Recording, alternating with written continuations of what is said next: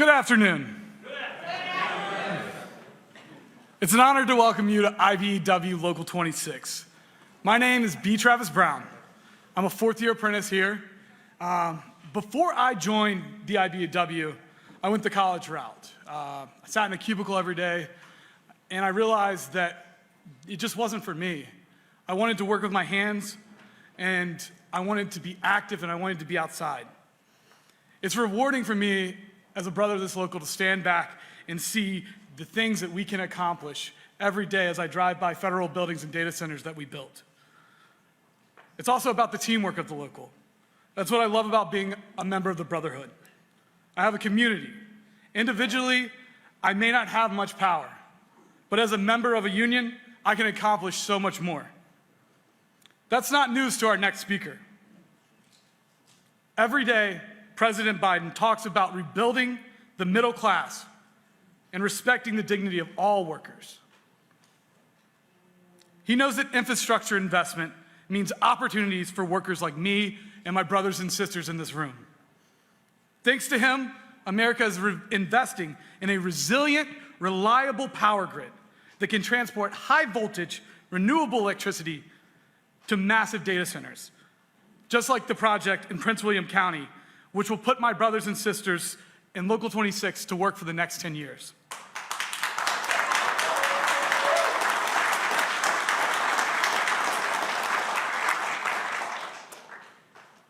You've got to believe I know exactly who to thank for this once-in-a-generation investment.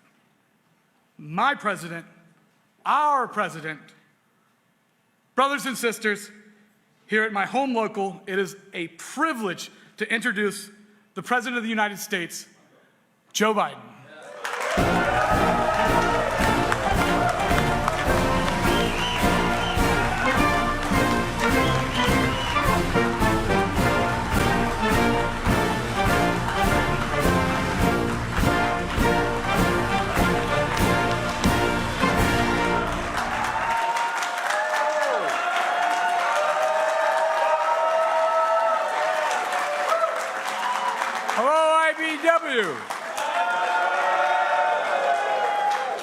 Please sit down if you have a seat.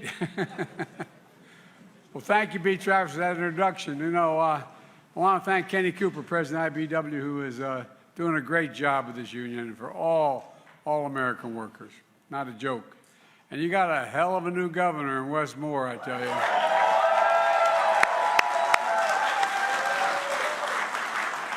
He's the real deal, and the boy looked like he can still play. He got some guns on him. And one of my great friends and one of the best senators I ever served with, Ben Cardin, is here.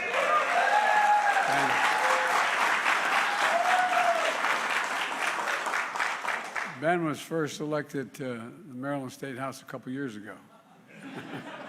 I don't give the dates anymore, Ben. But an incredible U.S. Senator and advocate for Maryland. And Congressman Glenn Ivey is here.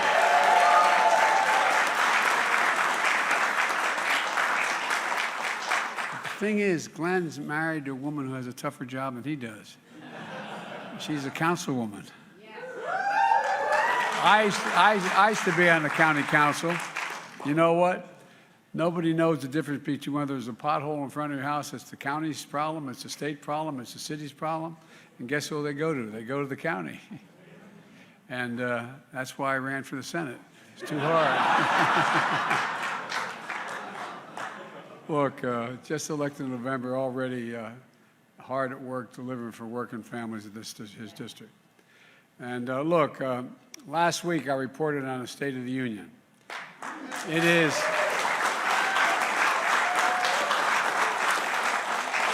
It's strong, and that's, as they say up in Scranton, that's no malarkey. It's the soul of, because the soul of this nation is strong. The backbone of this nation is strong. And the people of this nation are strong, like all of you here today. They never give up. And you heard me say many times, Wall Street didn't build America. No, they didn't build, they didn't. The middle class built America. And unions built the middle class.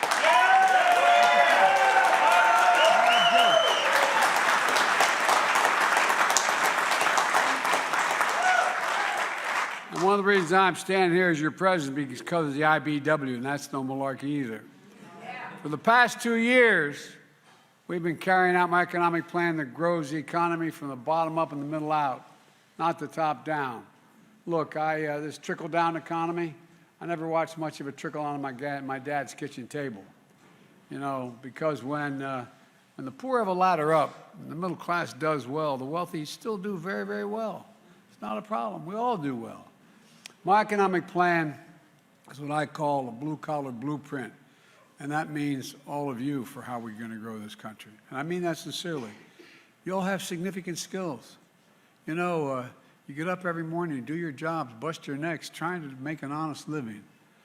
My dad used to, I'm sorry to keep repeating it, but it's worth saying. My dad used to have an expression, for real. He'd say, Joey, a job is about a lot more than a paycheck. It's about your dignity. It's about respect. It's about being able to look your kid in the eye and say, honey, it's going to be okay, and mean it. And he meant it. Because of you, my economy is working. It's a stark contrast to our Republican friends who are doubling down on the same failed politics of the past. Top-down, trickle-down economics is not much trickle-down, as I said, in most kitchen tables in America. I'm looking forward to the debate because the debate, we're going to debate with the facts. Look, the last 2 years, we've created 12 million new jobs. That's more jobs than any president created in 4 years. 12 million new jobs.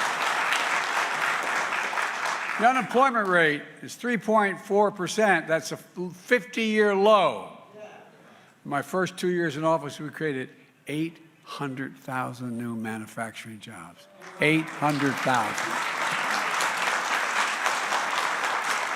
And where's it written? It says America can't lead the world again in manufacturing. Gas prices are down $1.60 a gallon. They're going to come down further from their peak. And inflation is coming down. Take-home pay for workers has gone up over the past several months. We got more to do, but I'm telling you, the Biden economic plan is working because of you all. And I really mean it. And the IBW workers here in Maryland and across the country are seeing it firsthand. I signed the bipartisan infrastructure law, a once-in-a-generation investment putting Americans to work rebuilding our nation's infrastructure. There's no possibility of us being the leading country in the world with a second-rate infrastructure. I'm not joking. It's literally true. It's literally true. And we've already funded over 20,000 projects across the country just since we passed the bill. 2 weeks ago, I was in where the Biden family hailed from back in the 1850s, Balmer, and announced an investment of $4 billion to replace a 150-year-old Baltimore Potomac tunnel. I'm one of the few guys that walked through that tunnel. And the reason I did, I've traveled over 1 million miles on Amtrak, no joke, every single day, going through that tunnel. And man, it is in bad need of repair, bad need of repair. And it's going to lead to 20,000 good-paying construction jobs to reconstruct that tunnel. When that project's done, the new trains we're building, and we're going to rename it the Frederick Douglass Tunnel. Instead of traveling through that tunnel at 30 miles an hour, they'll go through it 110 miles an hour. We're going to continue to invest in rail and make it easier for people to use it because it has the potential to take thousands of vehicles off the highways and save millions of barrels of oil and reducing pollution. And that's a fact. Look, because I've been pushing this for now 25 years. If a person can get from point A to point B faster on rail than in their car, they take rail. Simple as that. We're also making high-speed internet available all across the country. We're already provided affordable access, affordable high-speed internet. We've already made that available to 175,000 homes in Maryland that didn't have it before, and we're just getting started. And because of all of you in this room, you're going to install 500,000 electric charging stations across America. You, the IBW.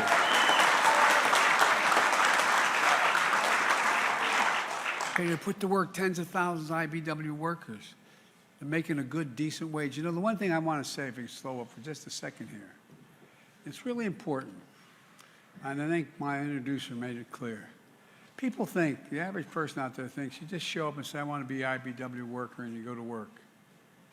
You essentially got to go back to school. You go to college. You got 4 years or more of apprenticeships. And by the way, it's harder to get into the IBW here in this union right now than it is to go to Harvard University to get in terms of the number of people applying and the number of people accepted. One of the reasons why I've been so pro-union my whole life, you're the best workers in the world. That's not a joke. No, we are. That's a fact.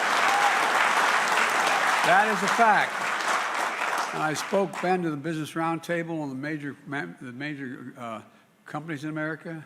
I said, there's a reason. They asked why I was so pro-union. I said, because they save you a lot of money. No, seriously.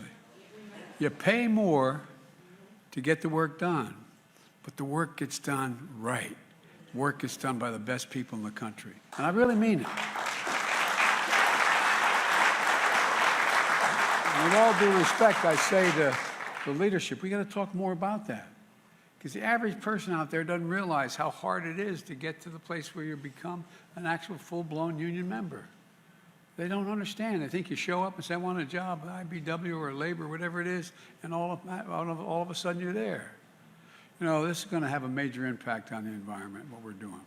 Specifically reducing carbon in the air as we begin to move these 500,000 charging stations around the world, around the country.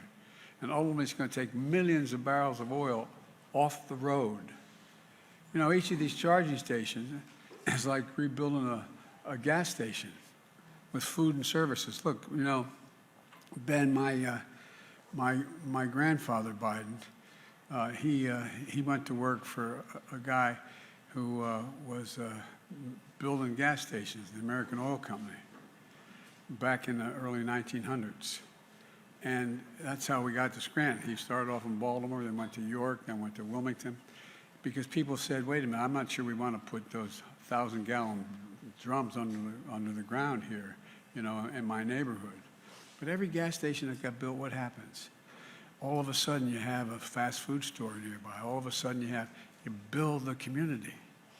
Well, what we're doing with these charging stations is the same thing my grandpa did.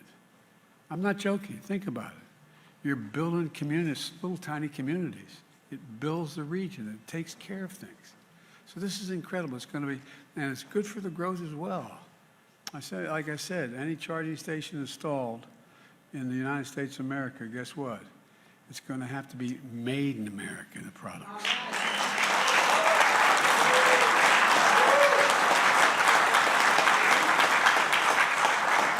And all these projects mean good paying jobs for electricians, plumbers, pipe fitters, laborers, carpenters, cement masons, iron workers, and so much more. And these are good jobs you can raise a family on. And most don't need a college degree, but you have the equivalent of all that work you got to do to become a member. Jobs where people don't have to leave home in search of an opportunity. You've earned it. You all put in at least 4 years to be trained apprenticeships, which is one of the reasons why the United States has the best trained workers in the world. You know, as I said, this is a blue-collar blueprint to rebuild America. And I want to be clear with all of you. We're not just buying American for this thing. For every project we have, every project we're installing, it's going to buy America. You know, there's a law passed in 1933 that most presidents, including Democrats and Republicans, didn't pay much attention to. It said that if a president is spending the taxpayers' dollars to hire somebody to do something, whether it's putting a deck on an aircraft carrier or a railing in a public building, every federal project is supposed to be built by American workers. Every one using American products, creating American jobs. Well, guess what? I announced new standards to require all construction material used in federal infrastructure projects be material made in America. Made in America.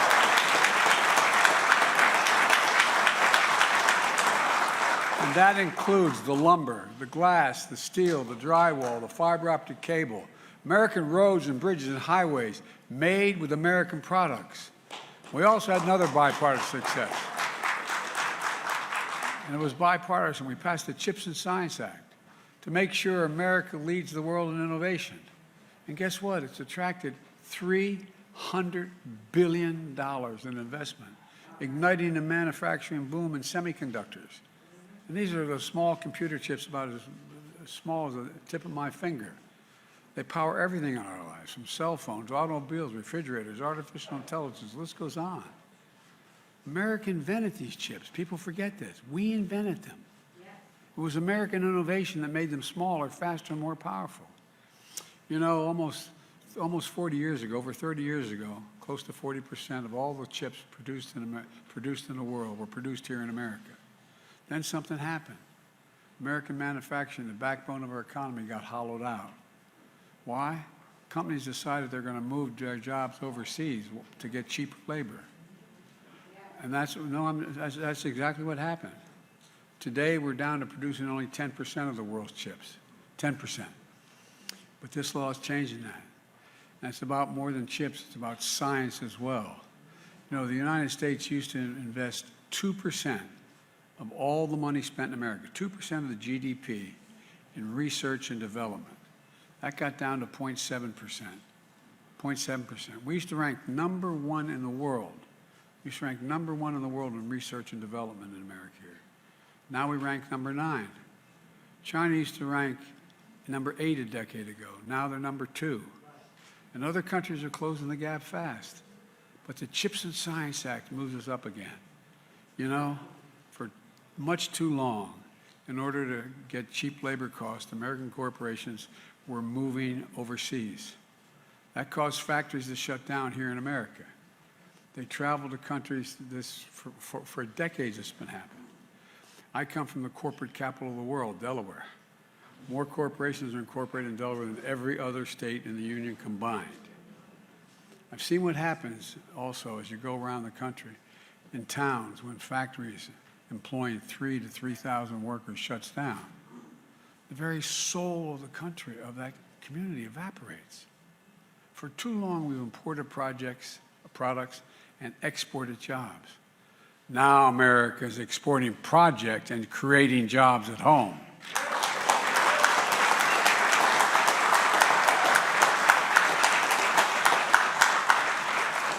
The end result is manufacturing is coming back to America. And something else is coming back, a sense of self-worth. Communities are beginning to get proud again. We're building an economy that leaves nobody behind. We're investing in places and people that have been forgotten. They've been invisible. And we've forgotten, you know, but we haven't forgotten. We haven't forgotten. The truth of the matter is we made a lot of this progress with Republican help. Sometimes we had to go it alone, but a lot of the progress we made so far is because we worked together. Sadly, from what I'm hearing from the new leader of the House of Representatives and the new House of Representatives, they're suggesting this cooperation has come to an end. Well, that'd be a big mistake for America. Some of our Republican friends in the House are talking about taking the economy hostage over the full faith and credit of the United States. They say, unless I accept their economic plans, and which is totally irresponsible, they're not going to pay the national debt, which took 200 years to accumulate. It's not the debt this year, last year. We cut the debt by $1.7 billion in the last 2 years. This is a 200-year obligation that's been accumulated. And I made it clear in the State of the Union, I will not negotiate whether or not we pay our debt. I will not allow this nation to default. So I met with the new Speaker of the House about how we should proceed to settle our differences. He's a decent guy. And here's what I suggested to him. Instead of threats about default, which would be a catastrophe, the first time America's full faith and credit will have been, anyway, not met. Let's have a conversation, I told him, about how to grow the economy, create jobs, lower costs, and reduce the deficit. And toward that end, I suggested let's each lay out our proposals. On March the 9th, I'm going to lay down my entire budget, how much I want to spend, how much we're going to do, everything from taxes cut and raised to programs cut and raised. Republicans should do the same thing. And when we sit down and see where we agree and disagree and negotiate, in my view, we need to finish the job we started. The Inflation Reduction Act which is a fancy sounding name, but that I signed into law. We're taking on powerful interest to bring health care costs down so you can sleep better at night. You know, we pay more for prescription drugs than any nation on earth. We, the United States, pay more for prescription drugs. One example, 1 in 10 Americans has diabetes. I bet every one of you knows somebody has diabetes. Well, right now, every day, millions need insulin to control their diabetes so they can stay alive. Insulin has been around for over 100 years. It costs the drug companies today less than $10 to make that insulin, and to package it, arguably another $2, maybe $3. But they've been charging people $300, $400, $500 a month for it, unfairly charging them, but not anymore. We capped the cost of insulin at $35 a month. $35 a month for people on Medicare. When I initially introduced the bill and Ben tried to help get it done, it was for everybody, $35 a month. But we couldn't get the votes to pass for everybody, only got it done for Medicare. We got to finish the job. We got to make sure everybody needed insulin. Those 200,000 kids who needed to stay alive. Limit that cost to $35. Let's finish the job. And let's cap the cost of insulin for every single American who needs it and pays no more than $35. That's just one example. The law also, by the way, this law we passed, caps out-of-pocket drug costs for seniors on Medicare at $2,000 a month, no matter what their costs are. For example, many of you, unfortunately, like me, know the cost of these expensive cancer drugs. These drugs can cost $10,000, $12,000, $14,000 a year. Well, as of November 2025, as of next year, that's capped at $3,500, and the following year is $2,000 a cap. No one will ever have to pay more than $2,000. And Ben and I have a lot of been fighting for years to allow Medicare the power to negotiate how much they'll pay for the drugs they need to buy for Medicare. We've been working like hell. We finally beat Pharma.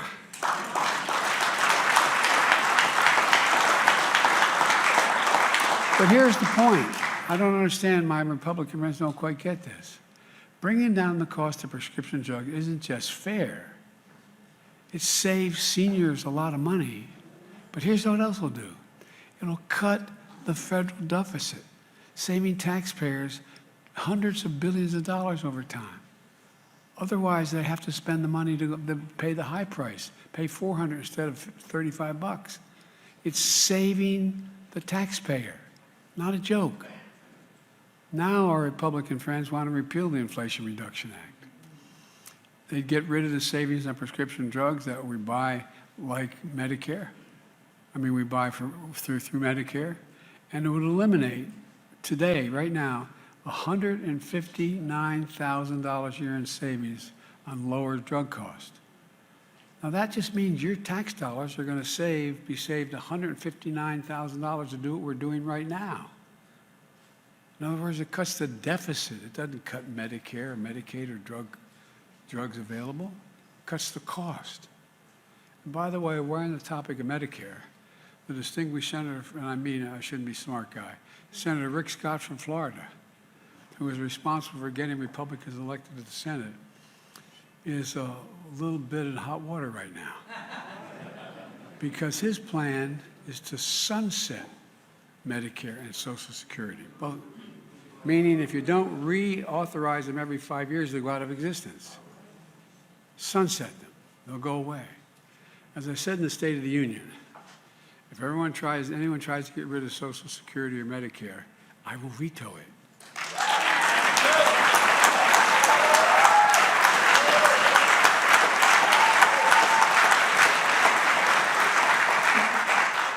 If that's the Republican dream, I'm their nightmare. Look, folks, you saw when I said that on the floor, maybe if you saw it, you saw when I said that on the floor, I said, no, liar, liar. I said, that means you're not going to cut Medicare or Social Security? And they all stood up and started to clap. I said, well, we got to settle then. Remember? No, seriously. Well, it's all on film. Let's see who votes to cut it. Look, and here's Rick Scott's response to this. He says that because I'm cutting prescription drug costs, that means I'm cutting Medicare. Where's he been? I think he's a little confused. We're saving Medicare hundreds of billions of dollars over time. We're strengthening Medicare because they'll no longer have to pay exorbitant prices for Big Pharma. We're saving millions of dollars in out-of-pocket expenses for seniors, for drugs they need to stay healthy. Senator Scott's bottom line is, he said, we're reducing the deficit and at the same time we're getting seniors a fair price. Somehow that's costing the government. He's a little confused. In addition, this Inflation Reduction Act cracks down on super wealthy tax cheats. My Republican friends have spent years cutting the number of IRS agents, the people who audit the super wealthy. It's very, when you make $200 million, I only wish, make $200 million, you got very expensive accountants. You got a lot of people doing a lot of things to make sure you pay little. Well, you make it impossible if you have more auditors. You make it impossible for the super wealthy tax cheats and their tax shelters to succeed. That lets the super wealthy game the system if you don't have people looking at it. Well, what has happened, I don't know how many years now, Ben, I guess for the last 4 or 5 years, they've constantly cut the number of audits the number of people working at the IRS who do the audits. So you're taking the cops out of the deal, man. It's like, a lot of people going through red lights, but there's no cops to do anything, and no cameras. Well, look, we changed the law. Now we're making it possible to conduct audits needed to go after those wealthy tax cheats. Not everybody wealthy is a tax cheat, but there's a whole hell of a lot of it. And just last month, the very first bill the Republicans passed in the House of Representatives would rescind that effort and would cut all those folks out again. Instead, they let tax cheats get away with it. And the nonpartisan Congressional Budget Office, which everybody thinks is the gold standard, okay, it said that it would add another $114 billion of the federal deficit if we cut them out again, meaning they'll collect $114 billion less in taxes owed. The Inflation Reduction Act also includes a corporate minimum tax of 15%. Now, here's why. You probably got tired of hearing me talk about there being a total of 55 of the Fortune 500 corporations who made $40 billion. God love them, as my mother would say. But they paid zero in federal tax. Zero in federal tax. I repeat, zero. And folks, it's simply not fair. Look, I'm a capitalist. If you can make $1 million or $100 million, go at it. But pay your fair share. Just pay something.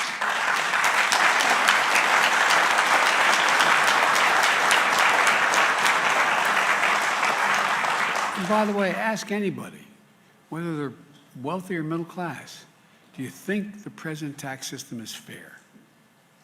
Just go ask and see the response you get. Because the law that I signed last August, billion-dollar corporations now have to pay a minimum of 15% in taxes. Just 15%. That's less than a nurse, a firefighter, a police officer, a union member. But Republicans in Congress want to get rid of this 15% minimum, along with other reforms I've made to make the corporations pay their fair share, like a 1% tax when corporations, the money they make, they buy back their own stock, so CEOs get paid more.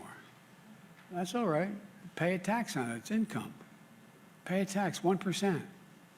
Well, guess what? Instead of investing that 1% and building more facilities or building what you're supposed to do, if Republicans have their way, and they succeed in both of these, that'll add another $296 billion to the deficit. Not a joke. These are facts. And here's a big one. Republicans in Congress have pledged that they're going to extend Trump's tax cut from his previous 4 years, a $200 billion tax cut. that was supposed to go away. It was supposed to go away after time for the wealthy and big corporations. When they passed it, the lion's share was supposed to be out of existence by 2025. But these tax cuts have already added $2 trillion to the federal deficit. That's a fact. No one denies that. $2 trillion. Now Republicans want to extend them without paying for them. Again, the nonpartisan Congressional Budget Office said that would add $2.7 trillion again to the deficit. And would give people who make over $4 million a year an additional tax break of $175,000 a year. The tax break alone is more than twice what the average family makes in a year. And it would explode the deficit and leave the American taxpayer holding the bag. Look, folks, let's be crystal clear about what's happening. If you add up the proposals of Republican friends, my Republican friends have offered just so far, what they've offered these now, it would add more than $3 trillion to the debt over 10 years. $3 trillion. When I introduced my budget a few weeks ago, a few weeks from now, you'll see that what I've made a commitment and I've kept it so far and I'll continue to keep it. No one making less than $400,000 a year, and I don't know a lot of people I grew up with made $400,000, will not see a penny increase in their taxes. Not a penny. And you'll see that my budget will invest in America, lower costs, protect and strengthen Social Security and Medicare, cut the deficit by $2 trillion in 10 years. I want to reward work, not just wealth. Let's make sure working parents can afford to raise their family so they have sick days, paid family and medical leave, affordable child care. That enables millions of people to go to work. Let's also restore the child care tax credit, which gave tens of millions of parents some breathing room, and it cut child poverty in half, the lowest in all of American history. And by the way, when you do these things, guess what happens? We increase productivity in America. We generate economic growth. The economy gets better, not worse. I've also called on Congress to pass my proposal for a billionaire minimum tax. We had, when we started this administration, about 720 billionaires. Now we have about 1,000. You know what their average tax they pay is? About 3%. Look, no billionaire should pay a lower tax than a school teacher or firefighter.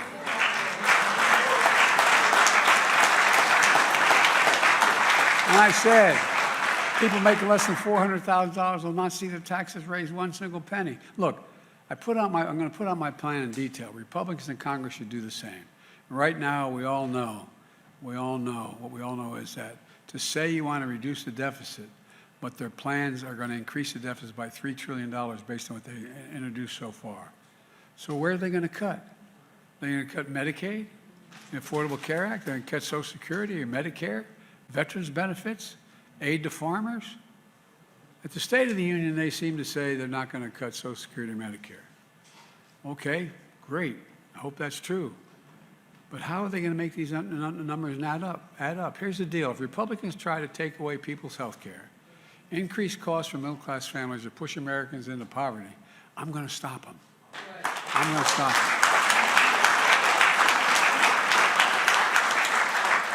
And let's remember, the previous administration, America's deficit went up every year, 4 years in a row. Because of those record deficits, no president added more to the national debt, that's a 200-year debt, never added more to the national debt than my predecessor. Nearly 25% of the entire national debt accumulated over 200 years was accumulated as a consequence of the tax cut of this last administration and other spending. And how did Congress respond to all that debt? They passed the debt ceiling 3 times without preconditions or crisis. If we paid Americans' bills then, why won't we pay them now? Let's pay the debt accumulated over 200 years. If we couldn't throw the country into a crisis then, why would you want to throw it into a crisis now?